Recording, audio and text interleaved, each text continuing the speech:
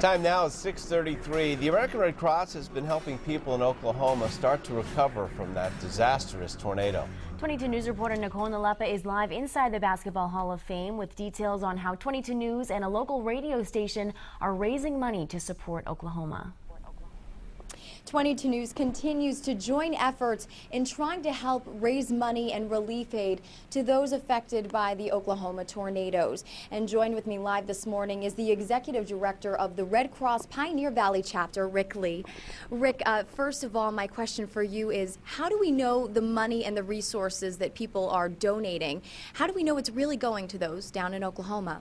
I think that's part of the reason why people support the Red Cross so much, because we've done a lot of this. Accountability is the name of the game. Every gift that comes through the Red Cross has to be accounted for. We photocopy the front and back of checks. We keep a broad audit trail, and we make sure that the money gets immediately into the disaster relief fund.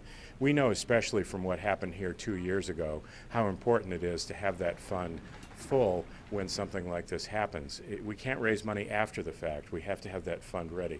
Now what we're doing here with MAS and 22 News is putting money into that very same fund that we pulled from 2 years ago, so that our colleagues in Oklahoma City and elsewhere around the country who are dealing with disasters will have the funds to help people in need with food, clothing, shelter, medicines, and other essentials.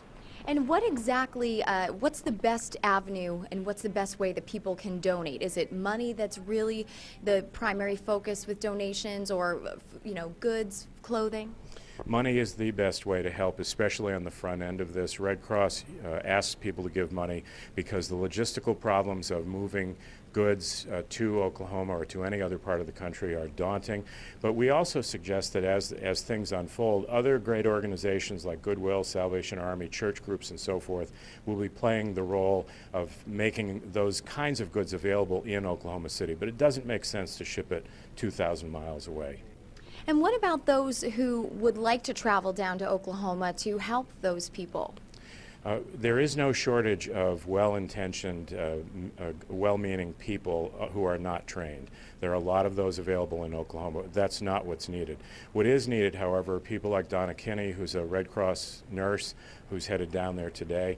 And what I often say to people is, hook up with your local Red Cross, get trained to do local disaster relief, and you could end up on the short list for the next disaster to be a trained person ready to go and help. All right, so for those of you at home wondering how you can help, this is the best way you can help. To donate, call the number seen on your screen, 1-800-RED-CROSS. Or if you'd like to make an automatic $10 donation, text the word Red Cross to 90999.